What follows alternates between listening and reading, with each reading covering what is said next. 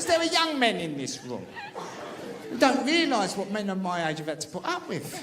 We've seen everything change. We caught the fag end of when men were in charge. Properly in charge. I've got a pair of bollocks and a day job, I must be in charge. They used to walk about, doing nothing.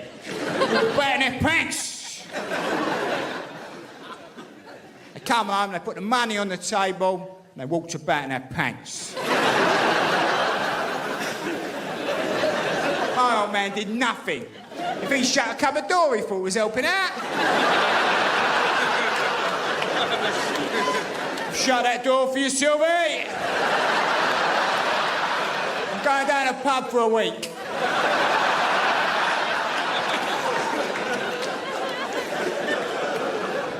That's when men could go down the pub without asking. Man had the right to go down the pub. Oh, man, he'd be sitting there in his big chair. We're all lined up on the sofa like that. My mum's up on nut and Valium over there. You know what day it is. He's sitting there. The O'Needing line would come on. And he'd look at us and go, fuck that. Straight out the door. Wouldn't even say ta-ta. If you want to go down the pub now as a man, you've got to ask. You've got to be considerate. If you want to go out Friday, you've got to take a long run up.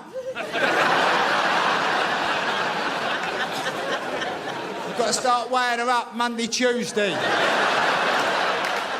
How is she? How is she in herself? Because this is the key to a woman.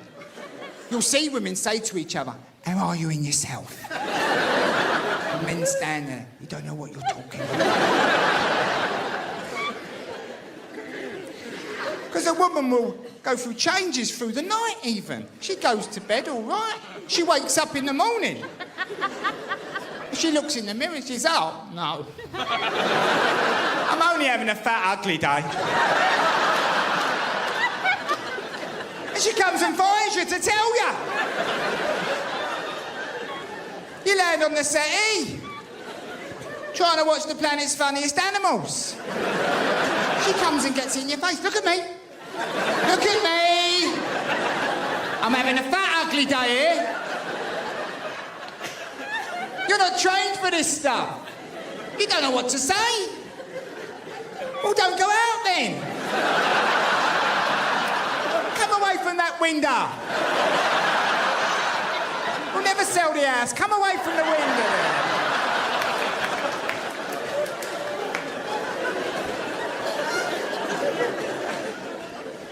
Because a man's got a decision to make.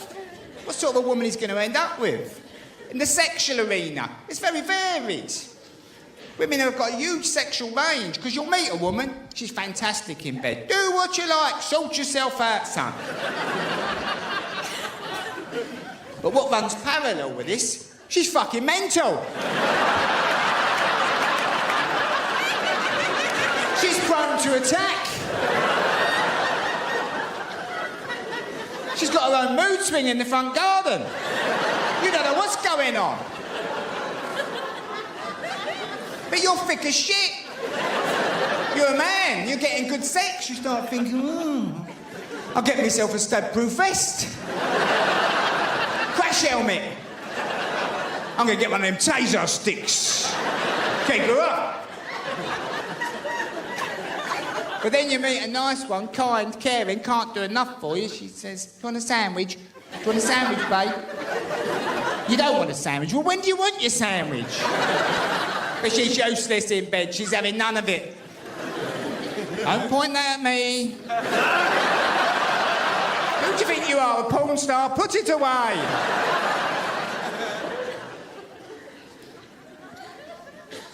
He's thinking, well, she does make a nice sandwich. I like a sandwich. Maybe I could see a prostitute a couple of times here or something. And the alcohol thing has changed everything as well, because women used to be taken out every now and then. Do you want to come out, babe? You know, just sit there laughing at all my stupid jokes. You know, she got a few little, I don't know, a Dubonnet or something. And the man got tanked up and she had to worry about him. Whereas now, it's gone right the other way. Thank God women have said, you know what, you're getting drunk, I'll fucking show you how to get drunk. Thank God for it. So you go to a party with a friend there, having a little chat. He got it in the nut, the geezer.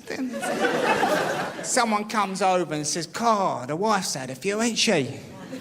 You go, oh, for fuck's sake. Here we go.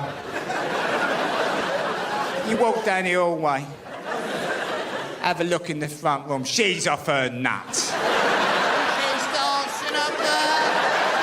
Come on, everyone! Let's have a conga! She's trying to get the garden door open. She thinks it's 1972. And you go over, you go, do you think you should slow down a bit, love? Shut up. I'm enjoying myself. Come and have a dance with me, come on.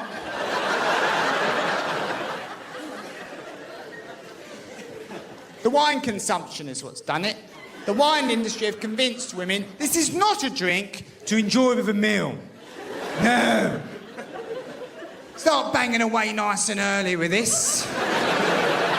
It's 12% proof. What harm could happen? If I turned up to a party with a can of special brew, questions would be asked. Well, they go, all right then, Mick. But women, up 7:30, bosh, that's your first one.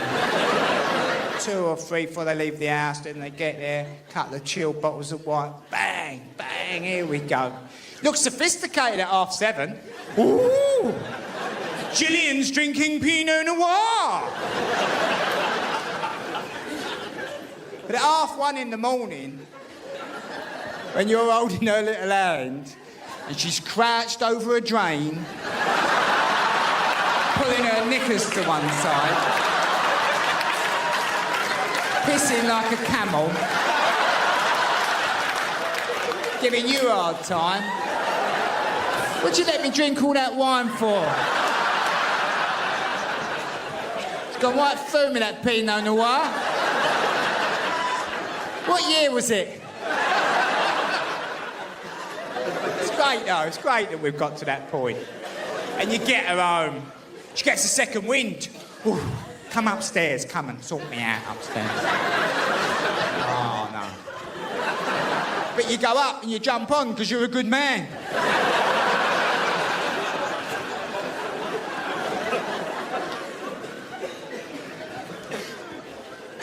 And then you hear in the darkness, I'm going to be sick.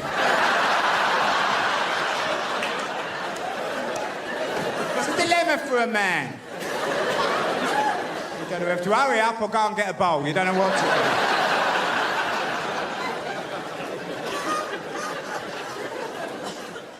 do. Were you out or were you out?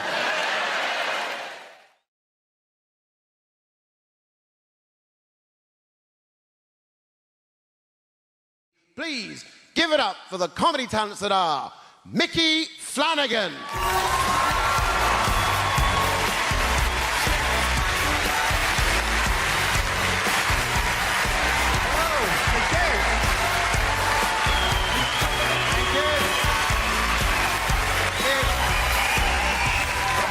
Good evening, everybody. Hello. Very nice to be here. So I'm from the East End of London. Let's use the facilities. This is the Cockney walk. This is your casual Cockney walk, this. This is your standard Cockney walk. Not a lot going on, just having a little bit of a walkabout. There you go, let's have a little walkabout, a little look about. This is your casual Cockney walk. Then you've got your busy Cockney walk. Obviously, I'm double busy. I can't hang about. I'm double busy. Can't hang about. I've got to sign on and get back to work. I can't hang about. Left school with a bottle opener. Made in the 3rd year. Wasn't a rubbish one. It was good because the 2 biggest departments in our school, woodwork and metalwork. So I made the metal bit in the metalwork department. I went into departmental, went across the corridor. I said to the woodwork teacher, do you mind if I put wooden handle on my bottle opener, sir? He said, you're a natural, son. Things are going to work out for you. We made ashtrays in the 2nd year, bottle openers in the 3rd year, prams in the 4th year. But my big thing in the 80s, chasing women. Back in the 80s, I was an international lover and player.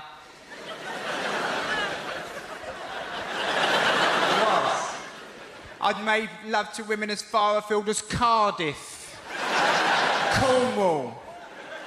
I got a girl to wank me off on the Isle of Wight. It's a day trip. It was easy to get sex in the 80s. You had to really work for it back then. Women didn't want to part up too quickly. You had to go to work. If you met a girl and you were taking her out on a Saturday night, bosh, here we go. Splash a pack of a band. Get your jeans out the cleaners. Nice crease on them. There you go. And you took her out for the evening. You treated her. You took her out for a steak Diane. Few Cinzano the Biancos. And if she wanted a prawn cocktail, she got a prawn cocktail. Women went mental for the prawn cocktail in the 80s. You see her little face light up. You've sat her down and you've presented her with prawns. Lettuce. In a wine glass. Drizzled with the dressing from 1,000 islands. Not salad cream tonight, princess. Tonight you're special. You're gonna get a dressing that's been gathered from 1,000 islands. You brought to this steakhouse in Bethnal Green. Now, you want the vagina. This hasn't changed. Men have chased the vagina since time began. The vagina has changed, as we know. It was still a big hairy beast back in the 80s. Big hairy, militant, Marxist, feminist vagina. It was angry, the vagina in the 80s. Had a terrible attitude. I mean, the knickers weren't small and it was still busting out the side. Big angry vagina. He started rolling these Marxist knickers down and it would come out. What are you looking at? But you want the vagina. So I got myself a place. Kitted it out for love. Bed-sitter. Quality bed-sitter. Not council. And I went and got all the latest gear. I spent about 700 quid. Right, let's go. Take her back. Sit her down on the futon. She's half in bed already. Up there for thinking. Go over to my stereo stacker system. Got a stereo stacker. Listen to wah-wah. With a built-in graphic equaliser. It does nothing. I slip into the cassette deck. Now that's what I call music. 2.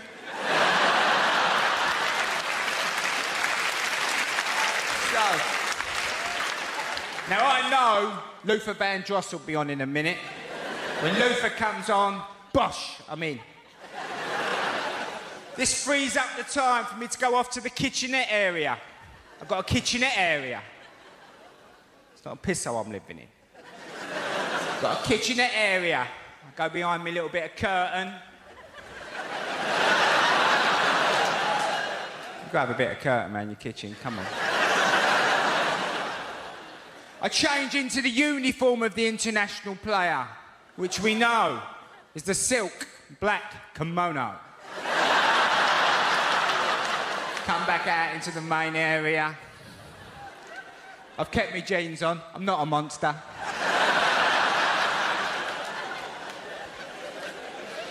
I turn round to reveal the dragon.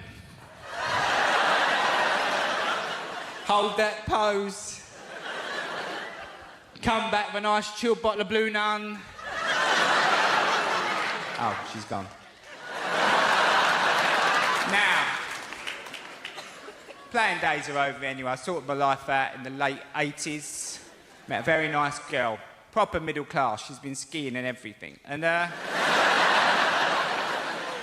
we were about 4 years ago. We were together 6 years. We were making love, right? Making love. She said, I want a baby. I want a baby. I said, well, if you come off the pill, I'll start leaving it in, right? So, started leaving it in. Child came along, was created. My wife, quite a middle class woman, she said, after a few months, she said, I'm losing my identity, she said, losing my identity. I said, have you finished your cleaning? Come up there, you've got a cleaner. Everyone's got a cleaner now. Poor people have got cleaners. So, she went back to work, leaving me to bring the child up. So I'm pushing him along the street in his £500 pram, which I resented initially. Then I got involved in a race in Summerfields. Oh, no, she turns on a tanner, turns on a tanner. Some idiot in a £200 buggy tried to cut me up. I said, come on, mate, there's a monkey's worth of Pramet coming through here. Shouldn't you be in Icelands with that thing?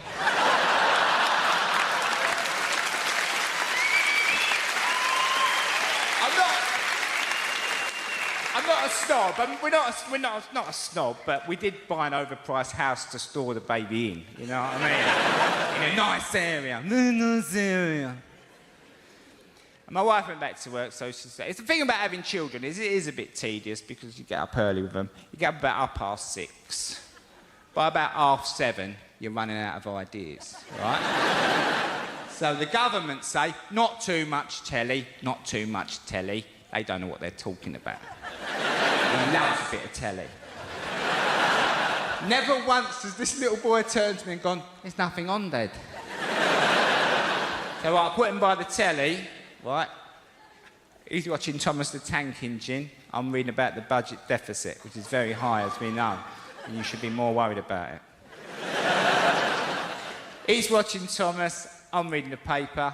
He's watching Thomas, I'm reading the paper. Suddenly, I'm watching Thomas. 2 years later, I'm a massive fan of Thomas. I've got to know the trains again, haven't I? Their little personalities, you know. You think, oh, Toby's turned up. This will be a blinder, this will.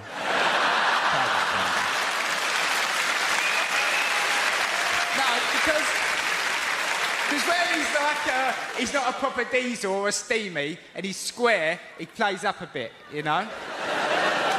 So you're guaranteed a good episode with Toby. Now, the worst thing about having children, you're thoroughly enjoying an episode of Thomas. The little boy looks up at me and thinks, he's enjoying himself a bit. I'm not having that. I think I'll go off and top myself, all right? So he goes and gets in the oven. Keep me on my toes, and you have to go, hot, hot, hot! Hot, hot, hot! And you miss the end of Thomas. It ruins the rest of your day. Ruins it. It gnaws away at you. You think, how did that end? I was like, and it's not the sort of show you can just pop down the pub that night and start asking about, you know what I mean? Like saying to people, I don't suppose you saw Thomas this morning, did you? They brought the orchestra over, right, to play out the Fate, the So Dar Fate. They've only sent Percy to pick them up, haven't they? I don't know what the Fat Controller's thinking about sometimes. I really don't. We know it's a job for Gordon, don't we?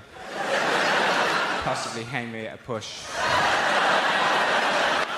ladies and gentlemen, you've been absolutely lovely. Thank you very much. Enjoy the rest of the evening. Thank you. Thank you.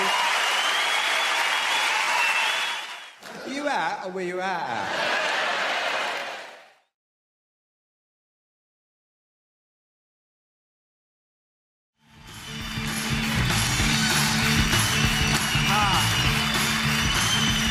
Thank you. Thank you very much. Good evening, everybody. How nice it is to be in Brighton. Oh, this is where we come from South East London to relax.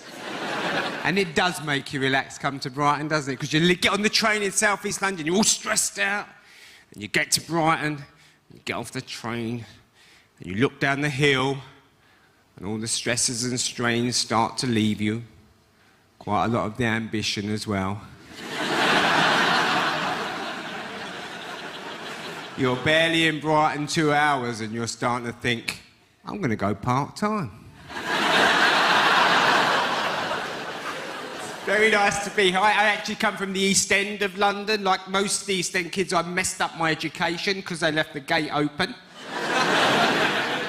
I went to a tough inner-city comp with low expectations. In the third year, the careers officer turned up and he asked us what we'd like to do with our lives. The most ambitious kid in the class is Gary Hutton, because he wants to drive a van. We erupted. We're like, you dreamer, Hutton. You's never going to drive a van. You have to write to Jimmy Savile for that stuff, man. No kid from this school has ever gone on to drive a van. Come on out, and you know why this school is here.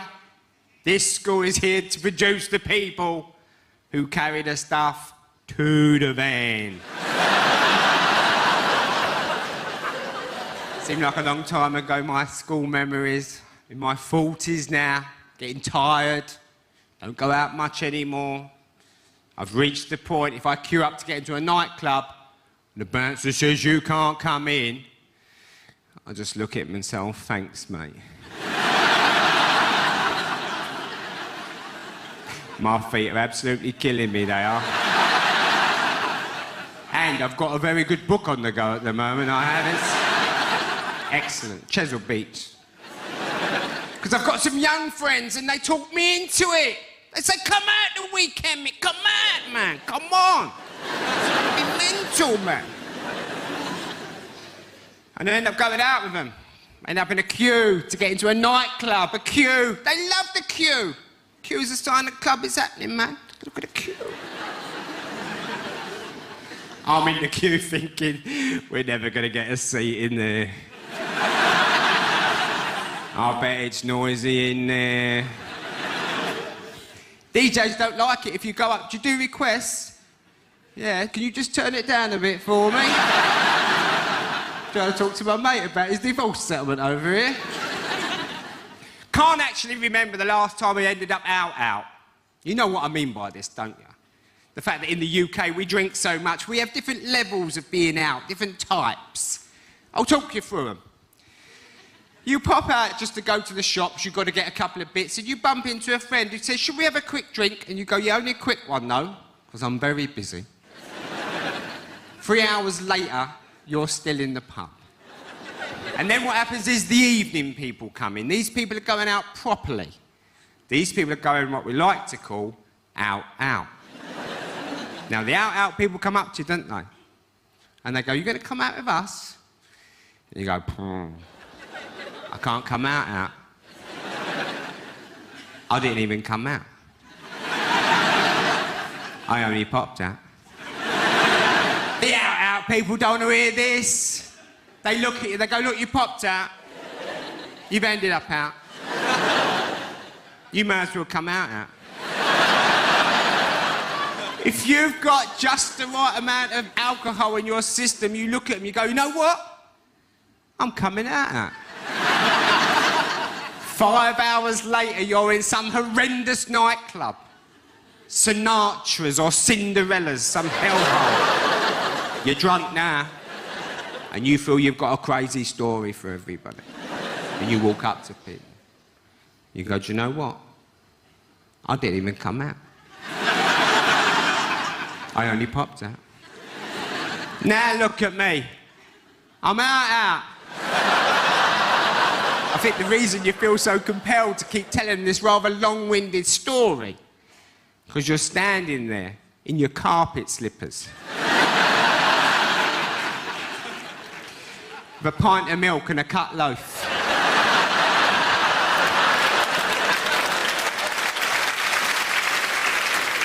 Now, we have dinner parties now. We invite our friends around for the evening, have dinner parties, but sometimes we treat ourselves to a restaurant. My wife's middle class. She loves a restaurant. She likes the ambiance.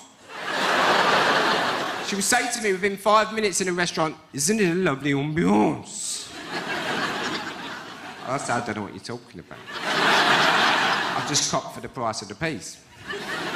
She says, "No, it's a lovely ambiance." I've worked out what an ambiance is. It's a night out without poor people, isn't it? Basically, you're saying, could we put the prices up just high enough to keep the poor people away? I want someone banging a couple of spoons together, singing Mild Man's a Dustman at some stage, causing an atmosphere. It's the ambiance we're looking for. So, we're in this rather fancy French restaurant. Something is ruining the ambiance for my liking. There's no tomato sauce on the table. Setting up the very awkward situation where I've now got to ask for tomato sauce. My wife's looking at me. She said, "Please don't ask for tomato sauce." I said, "I've got to have tomato sauce. I've just ordered the risotto." You can't eat risotto without red sauce. It's too dry. All the juice has been taken out of it. It's a health and safety issue. So I said to the waitress, rather stroppy-looking waitress, I said, "Excuse me, do you have any ketchup in the building?" She's looked at me like I'm some horrendous pleb. She went off to the kitchen. I saw her making her way back with a little pot she'd rustled up. This big, about this big. 2 chipfuls, basically. She's tried to put it on the table and walk away like she's doing some sort of drug deal or something, you know. It's all secretive. And I stopped her. I said, "Don't go anywhere, love. Don't go anywhere." And I took a sip of it. And I looked at her and I said, "Yes, I'll have a bottle, please."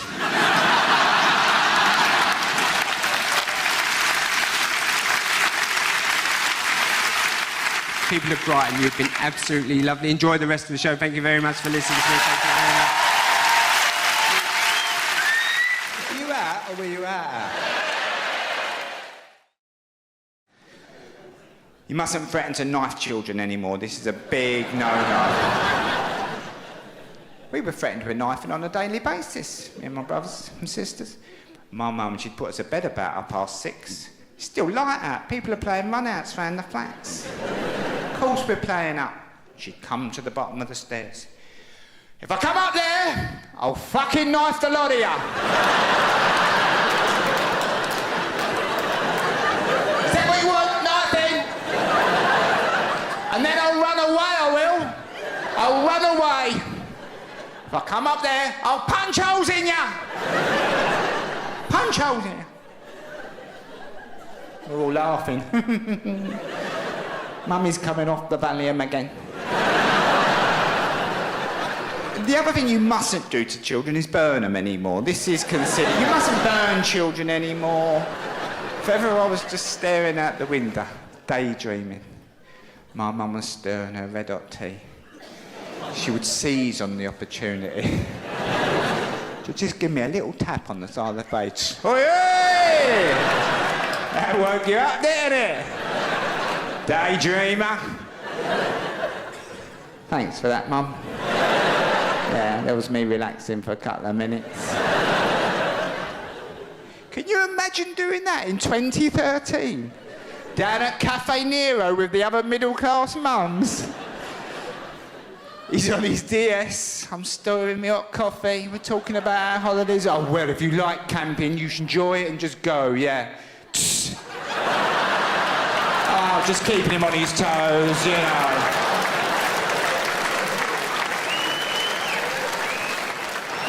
Back in the 70s, when people were proud to live on a council estate, no stigma. Lovely. People would come in the pub. I've got myself a council flat. You go, woohoo!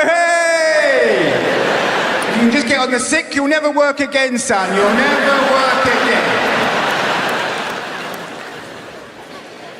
We weren't the piss poor family on the estate. Every estate had a proper piss poor family, didn't it? A family you used to look at and think, we're skinned, but you're fucking poor, man. How did you get that poor? You know, you'd look in the house, you think, oh, no wallpaper. Sugar still in the bag on the table. The family where the brother had a baby with the sister. You weren't that family. Regular working class family, you know, Provident checks, free school dinners, grant uniforms. Things got a bit tough when they put the old man in prison. He did it. At least I got to sleep in my mum's bed, every glad. So, you went to the local comprehensive and you did fuck all. Stared out the window. We all left school with nothing. Nothing. Most ambitious kid in our class, Gary Hutton. You know why? He wanted to drive a van. He stood up flash. Like the careers officer. He said, I'm going to drive a van. We erupted. We said, you fucking dreamer, Hutton. You'll never drive a van. No kid from this school has ever gone on to drive a van. This school is here to produce the people who carry the stuff to the van. Yeah. They made you make stuff, didn't they? Made an ashtray for your old mum. Here, old mum. Keep coughing that shit up in the morning. Here you go.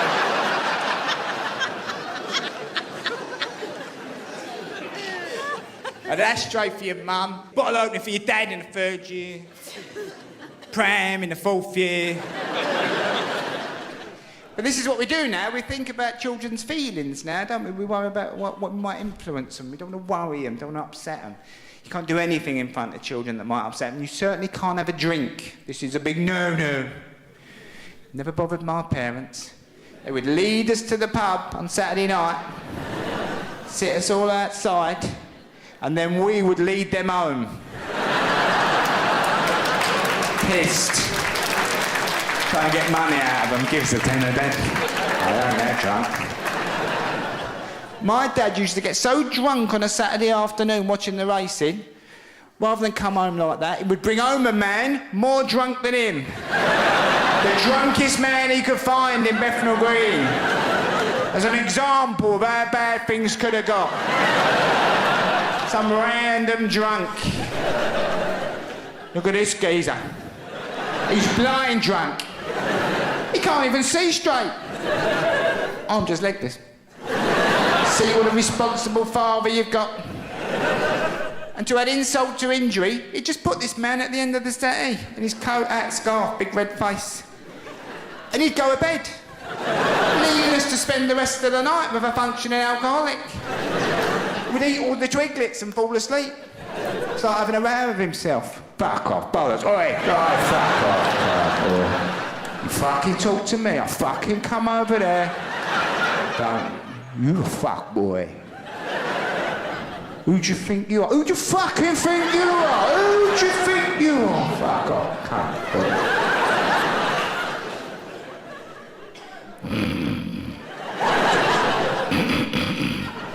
Fuck, oi, fuck off, oi, boys. We're trying to watch Happy Days here. Drug culture has changed in the UK, hasn't it? Changed. When I was growing up, teenagers had to hide the fact they were taking drugs from their parents. Now parents have to hide the fact they're taking drugs from their teenagers. It's all gone a bit skew-if. Family parties can be a fucking nightmare. Because you turn up and all the generations are there, and what happens is the teenagers hang around, talk to the old people. Teenagers are very serious people now. Oh, they're so earnest and serious. They come across, they've got their tofu. I've got my tofu. Got my mineral water. I'm going fucking mental tonight. And they come over to you. Hi. I'm Tom. I'm 6'7". 15. This is India. We met in Africa. We were building a well for the locals, you know. They didn't want it, but fuck it, we built it anyway. We're going on a march tomorrow, Mick, against lactose intolerance. Would you like to come along? Over Tom's shoulder is a slightly overweight, balding man looking at me and going,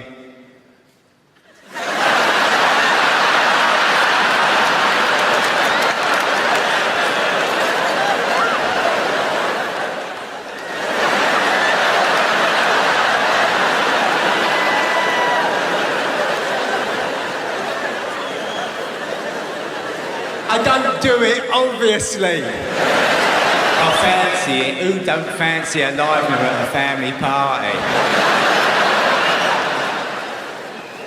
I don't do it because I'm terrified.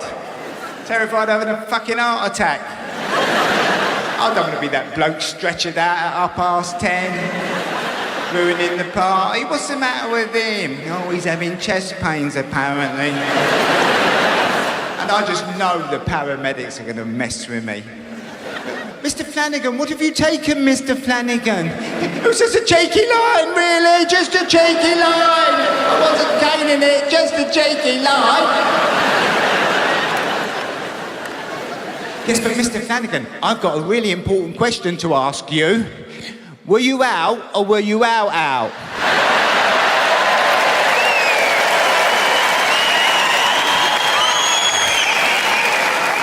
Just in case anyone forgets. Were you out or were you out?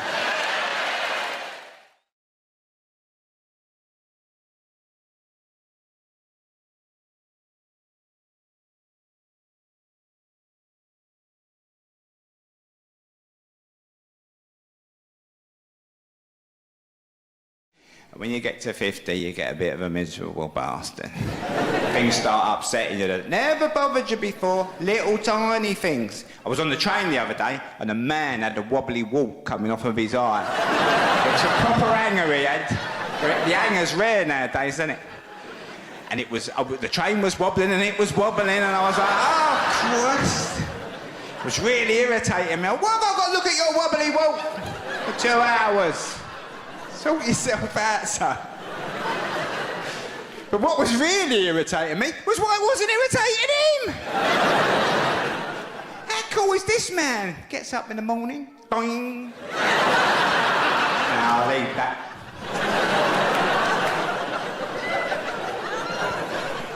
Because you get to a point in your life where you've only got a little bit of patience and you've got to save that for the people you love and care about. Normally your children and your parents.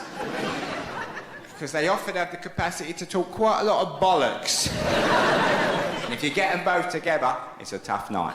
I took my little boy the other day, he's 7, to meet me dad, 82, down the Roman Road. Oh, it was a tough afternoon. The boy started straight away, Dad, do you think the Hulk could beat Spider-Man in a fight? I said, oh, I don't know, son. I don't know the answer to these questions. The next couple of days I kept thinking, I don't know, do you think the Hulk could beat Spider-Man in a fight? It'd be a tasty fight, wouldn't it?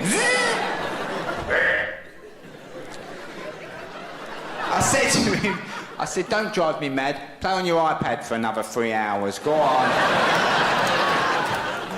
Because like a lot of parents, I started off good with the screen time. I said, only 2 hours a week, absolutely maximum, 2 hours a week. Oh, yeah. Couple of months later, I'm watching the chase, he's getting groomed on Moshi Monsters.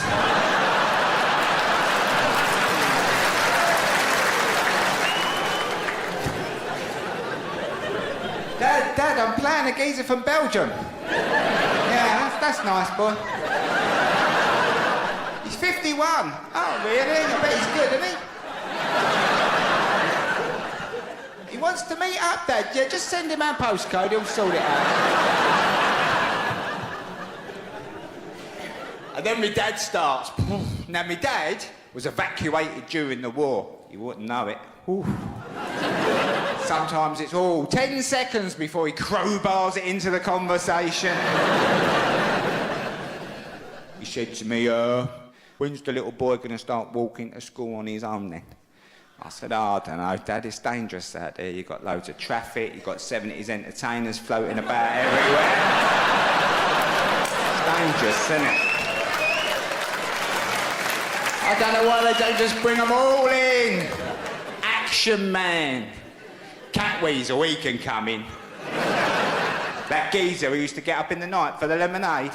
I'm a secret charmerless dude. Oh, yes. I see him creeping about in the middle of the night.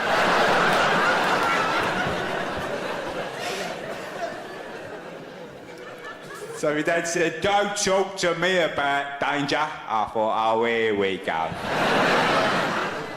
He said, when I was a little boy, I was evacuated, weren't I, down to the Kent countryside. I used to have to walk to school on my own, right? I was walking to school one morning. German bomber came over, didn't it? Just on his way back from Blitz in London. He saw me. Yeah. Probably Dad, yeah, 2,000 feet up, 3,000 feet. Yeah, he spotted you, didn't he? Yeah, he doubled back. Seen him in the rear view. Aha! Sveinhorn, child! I shall this fight! He said, yeah, he came in low, out the sun. Crafty, about 8 feet from the floor. He's opened the machine guns up on me, hasn't he? He said, I dived in the bushes, saved my own life. I come up, brushed the brambles off, I carried on to school. And finishes it off with a tirade of abuse against the German people I've not heard for a long time. Fucking dirty slags. Pieces of shit. We should go over there, bomb them again, in case they get a few ideas. I said, Dad, don't keep swearing in front of the boy, please. Why not? Because I don't want him swearing. Oh, of course you fucking don't. Yeah, but if he keeps hearing you swear, he'll think he can swear. Well, tell him he fucking can't. Don't dig me out. And I know where he's coming from, because I don't ever remember grown-ups not swearing around me when I was a little boy. The rules were, grown-ups could swear and you couldn't, you were a kid. But your day would come. A big rites of passage day, wasn't it? Swearing indoors for the first time. Normally when you put a few quid on the table, first bit of housekeeping, bosh. Your mum would say, all right, you have a nice day at work. No, it was shit.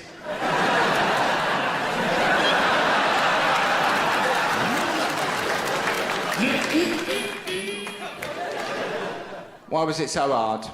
Foreman's a cunt. Oh!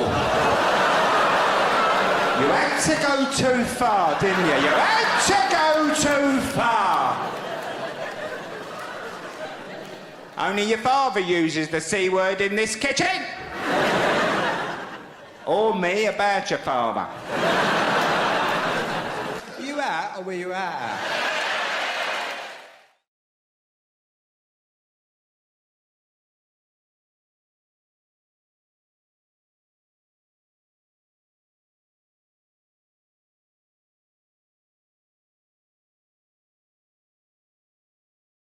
I've got no problem with religious people. You like the story, fucking crack on with the story. You like the story, whatever.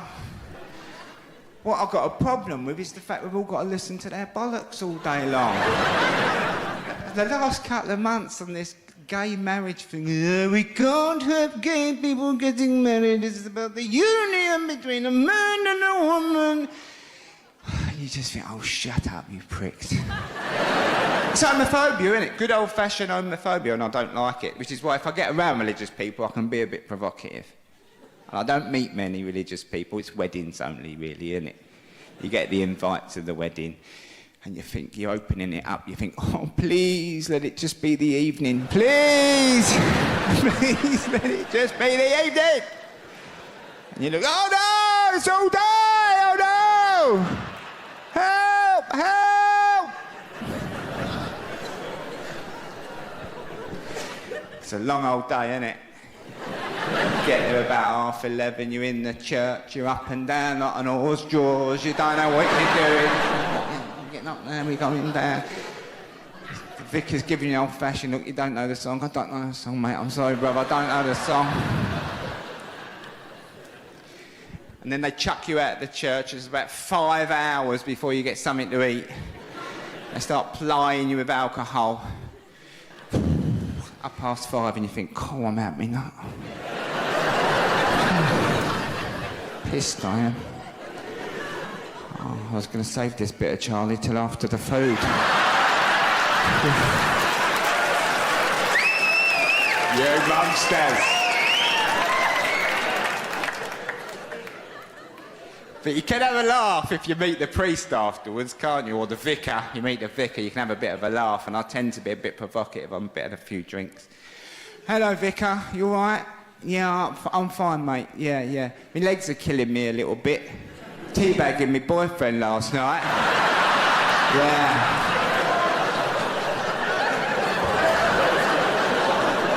Cracking 19, it really is. More difficult than I thought, to be honest with you, because you lower them both in, right? Oh, and when they're in, your legs are trembling, and I was trying to hit him in the face with my knob, right? It's called smurfing, Vic. It's called smurfing.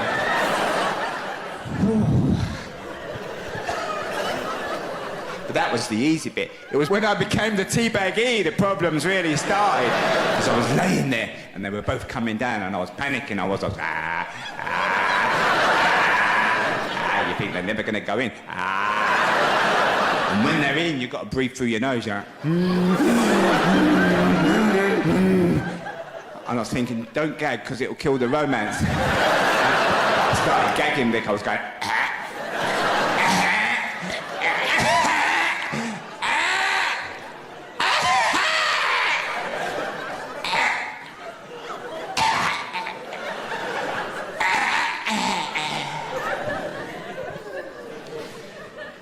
So did you get the money for the roof in the end? They always want money for the roof. Get the roof mended. Were you out or were you out?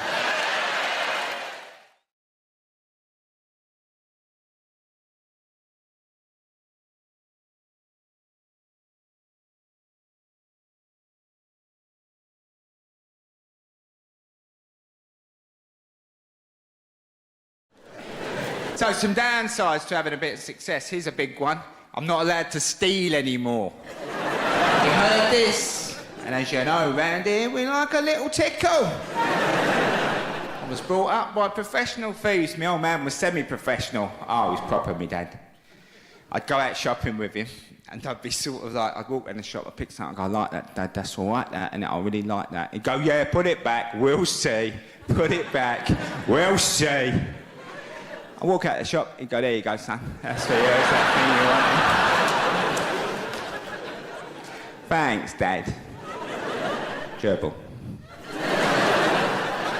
Yeah, because I've been sort of stealing at a low level most of my adult life. I like stealing sandwiches.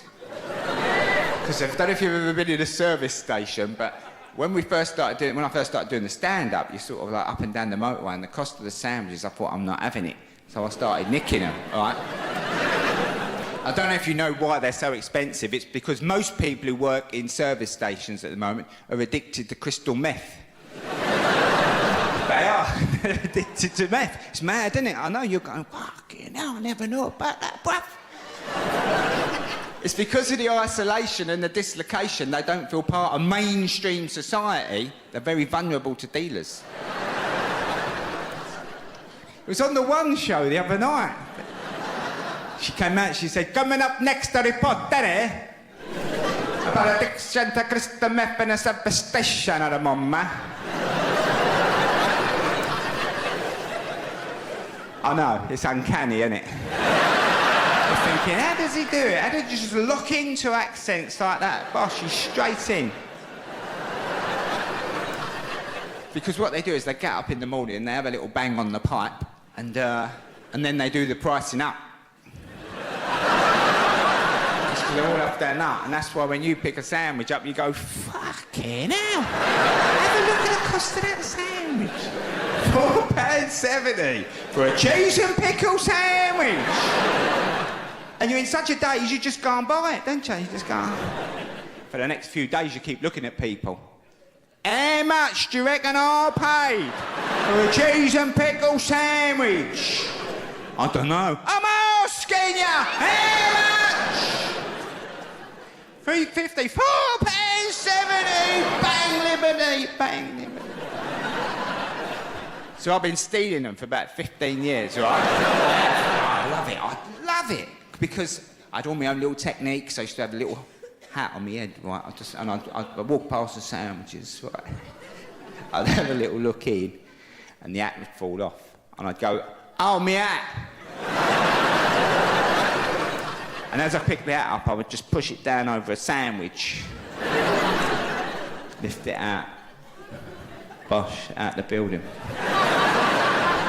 You ain't got to take these ideas on, just introducing you to them, that's all. But when we had a bit of success, we were called in by the promoter, right, because we were about to go off on a massive UK tour, and he sat me down. We had a bit of a meeting, didn't we?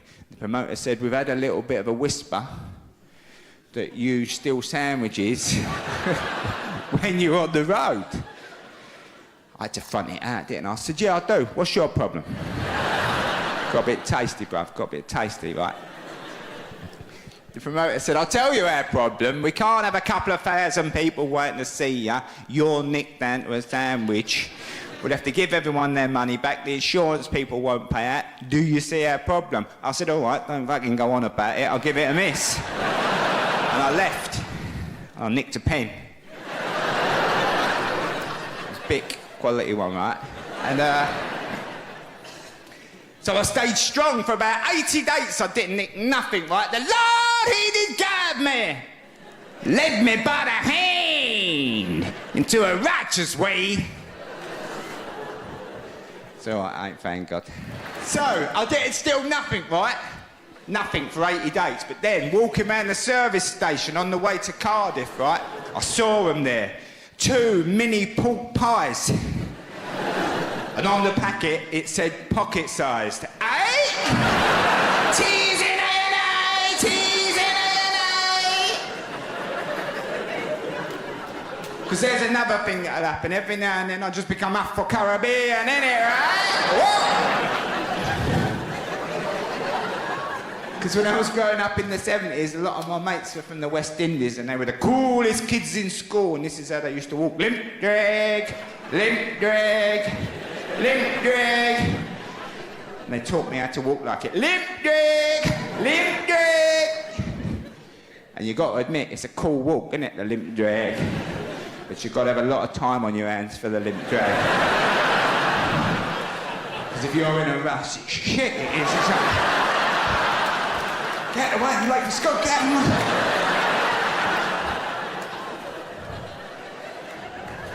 You've got to have a lot of time on your hands. I used to walk along the Bethnal Green Road. What happened, mother? What happened? Well, you're wearing one of your fucking trainers out a bit lively, ain't you? No vex me, you pussy cloth, no vex! So, I've nicked the 2 mini pork pies. That's the top and bottom of it.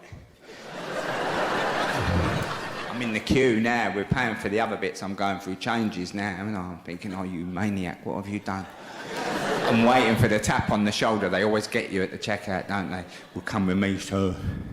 I'm thinking, right, get your story straight, Flanagan. What are you going to tell these people? Cry for help.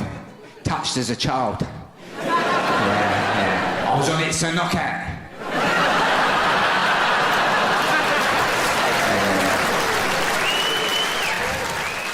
But the tap don't come. Bosh, we got away with it. We got out the building, me and Barry tour manager. We got out of the building, right? We got a flash motor that we take on tour. We got in the flash motor. I turned to Barry. I went, Bow, have a look. I've had too many pork pies away. One each, Bow. Halvesy, innit? Halvesy. I ain't greedy, Bow. He weren't impressed. Oh, he went right the other way. He said, what a stupid thing to do. I've never seen anything so more ridiculous in all my life. He said, life could not be working out better for you at the moment. The tour is selling out, the DVD's coming out soon. You're putting it all at risk for too many pork pies. He said, I don't understand it, and I don't understand why you look so proud of yourself either. I said, Bal, I ain't proud, mate. I ain't proud of nicking too many pork pies. But this family-sized bottle of red sauce, Bal, come on. Gotta get some respect for that, innit? How could we have a pork pie without red sauce? You out, or were you out?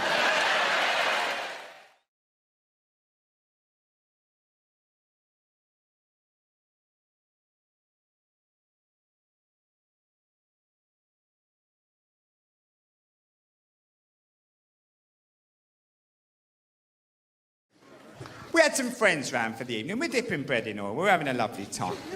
Issues are coming up. The issue of teenage pregnancies come up. Now, I've had nearly a whole bottle of Zinfandel.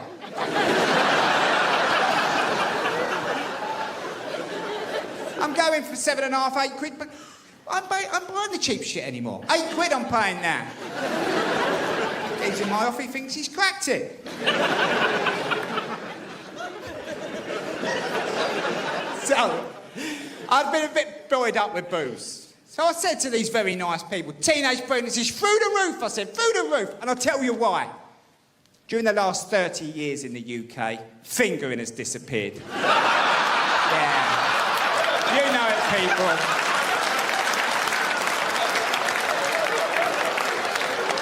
Now, maybe you people came out for an easy ride tonight. So it ain't going to happen here. I'm bringing it to you from the street. You're not going to hear this stuff on Question Time. Or the One Show. No, it's people like me. Got to spread the word. You know, as well as I do, the demise of fingering has led to chaos in the UK. The teenager will not wait. They will not defer gratification. We did. It took ages to get to that point. You didn't get to that point for ages. You had to tit the girl up for about a year. You had to tit her up around the flats. Over the park, babysitting. You did your time. Got to know her a bit. You titted her up over the jumper. Over the jumper. Then you got under the jumper. Then one night she'd look at you and go on. You're holding a tit. You don't know what to do with a tit. You're holding one. You're never going to be the same again. So walk home in the days.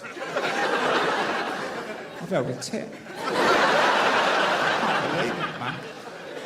Your mum would know me. You've held a tit, ain't you? I've seen that face. So you titted her up. You washed a couple of cars, got a bit of dough together. You treated her to Wimpy and chips. She's a nice girl. She's thought, what a lovely fella. He's titted me up for a year. He's bought me a rum bubba. I'm going to let him finger me later. Right, no. Now,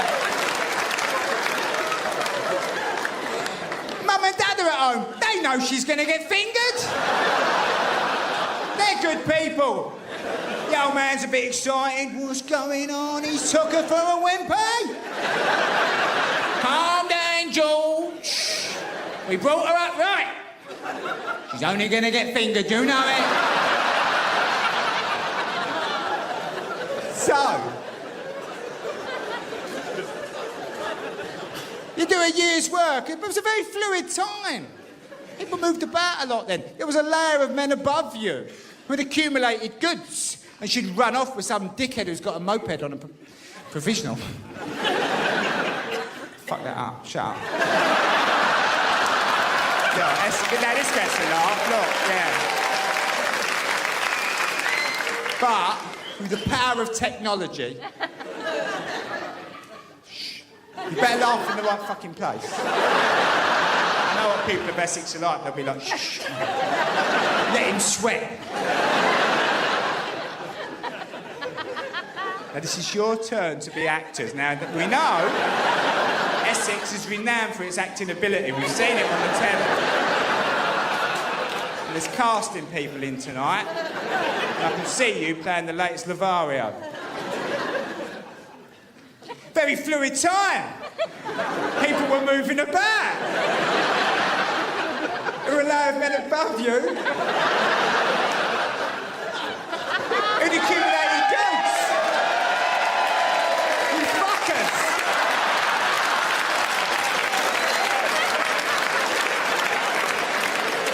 I'm going home.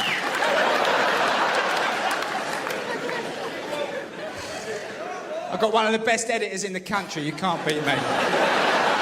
Shelled out. You could lose her.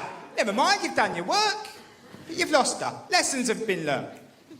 25 years later, you go to a wedding of an old friend, and she bowls in. 25 years has passed, she comes in. She says, hi, how's it going? How's it meeting you? This is me impersonating a woman, by the way. How's it going? How's it going? She says, let me tell you about myself.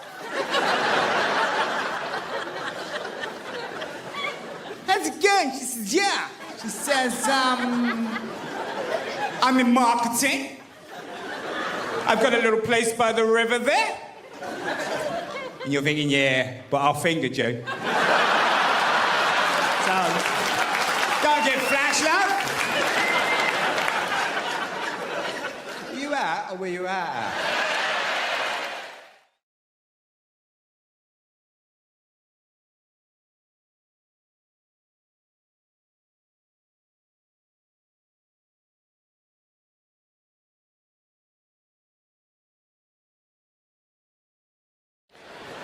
A show my wife and I found that we thoroughly enjoy is called First Dates.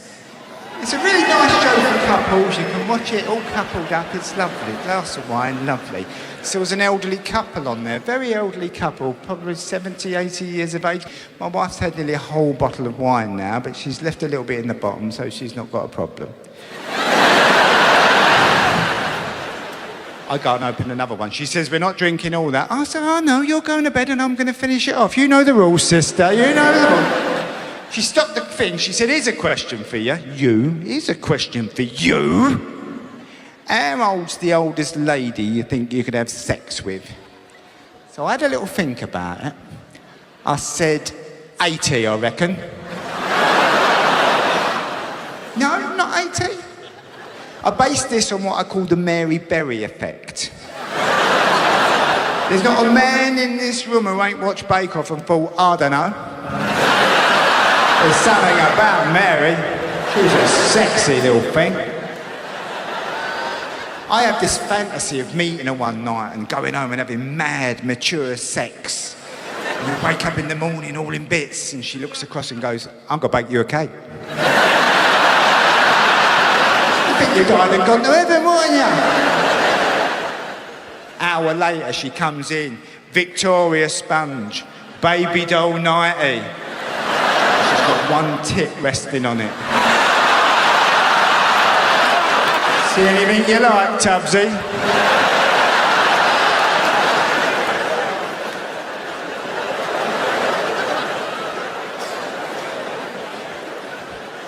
I threw it back to my wife. I said, how old's the oldest man you think you could have sex with? She said, about 60, I reckon. I said, that seems a bit young, babe. What's the problem after 60? She said, I'd worry they might smell. I said, that's a nice thing to say to me, innit, given that I'm 54. saying I'm going to stink too much to have sex with him. So she said, I'm not saying you will smell. She said, I think you might smell. There's a difference. But like most men, it sort of put me on a downer a bit because I'm a regular bloke. I think I'm a stunner. We walk around, men, you know, we're fun. We've got personalities. We're entertaining. We look in the mirror every now and then. Oh, you fucking sort. We don't hang about. We move on. Ooh, ooh.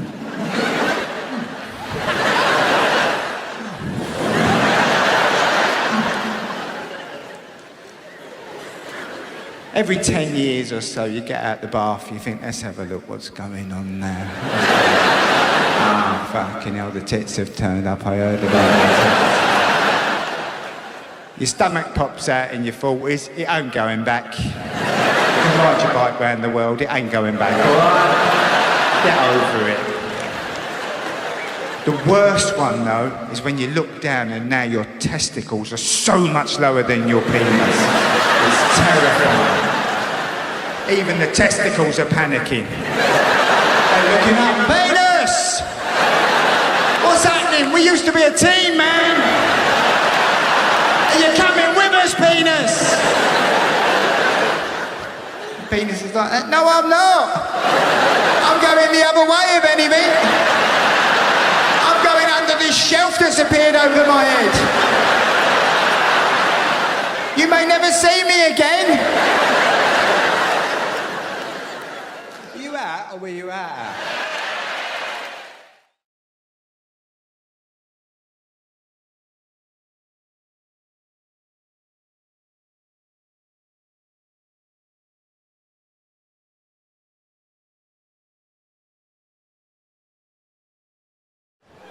Because I'm of that generation of men, our dads were proper sort of like distant, hard fathers, you know what I mean? They didn't really know how to deal with children. You come off your bike, smash your face on the floor, they pick the bike up first. You're all right, you ain't buckled the wheel there. But I don't judge him for it, you know, because he had a proper hard life, my old man. This is his story, right? 7 years of age, he's evacuated to the Kent countryside. He comes back when he's 14, he gets a job down the London docks, he meets me mum, they have a few dances, they get married, they have 4 children in 4 straight years. He must have been sitting there thinking, what the fuck happened there? I was scrumping a couple of years ago, in my shorts. Because they had no choice, that generation. Life just hit them like a steam train. My generation were the first to get a little bit of choice, a little bit of breathing space. We didn't know what to do, so we skinned up for a little while. Let's have a little smoke and a think about what we're going to do, shall we? Put that Pink Floyd album on again. See if it makes any sense this time round. Never knew what they were on about, that band. Then cocaine turned up, didn't it? Ooh. Ooh. Now, in the 60s and 70s, cocaine was the preserve of the movie star, the rock star, the millionaire. But by the 1980s, builders, van drivers, the postman's bang at it. That's why you were getting your letters so early, innit? He's coming straight from the boozer. Give us another little blast of that. I've got Her Majesty's work to do. I am fucking double busy.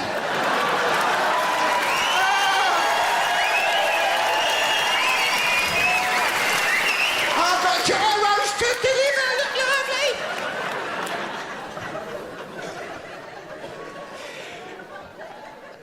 There in the East End, cocaine turned up like a blizzard, didn't it? You couldn't avoid it. You'd have a quiet pint on Tuesday night after work. Little pint, reading the paper. You'd hear, all right, Micky boy, do you want a little livener? Do you want a little cheeky Tuesday line? No, you're all right, Nan.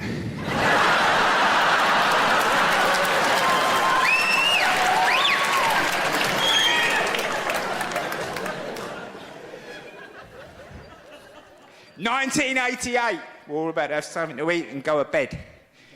Ecstasy turned up, which we all agreed was probably going to be a lot of old rubbish. 2 years later, when we stopped dancing, What happened there? I was just about to go to bed. I am starving. What are we doing in this warehouse? Why am I wearing a fluorescent choker?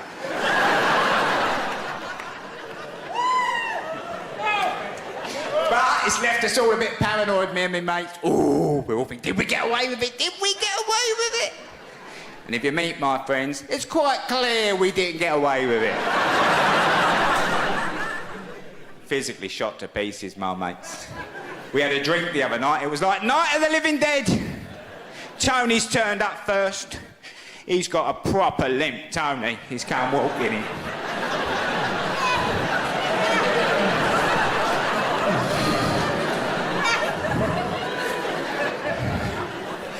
Sat down, put his foot up on a stool. I said, what's the matter with you? He said, I've got gout. I said, gout? That's from the 19th century, isn't it? You're going to get a top hat and a monocle to go with that? Why don't you get rickets and diphtheria and all?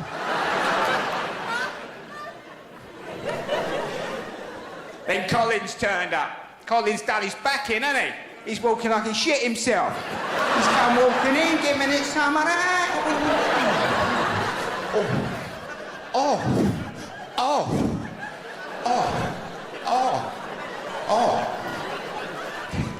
Sat down. I said, what's the matter with you? He said, I done me back in, Mick, and I done me back in proper. I said, what you been doing? Bit of five-a-side, bit of weight training. He said, nah, I was wringing out a flannel.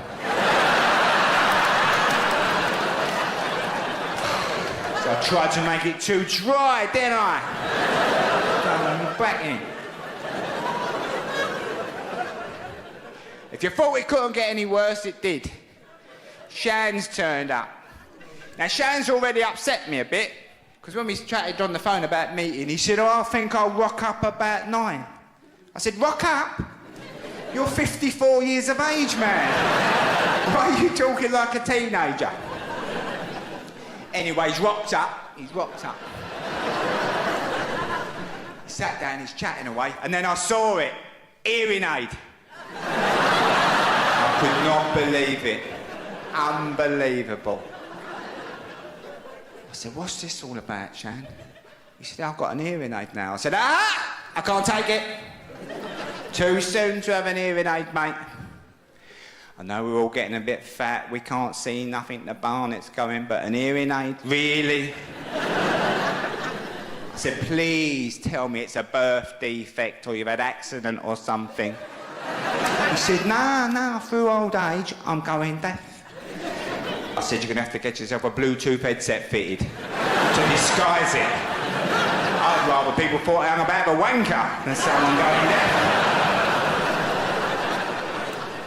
Were you out or were you out?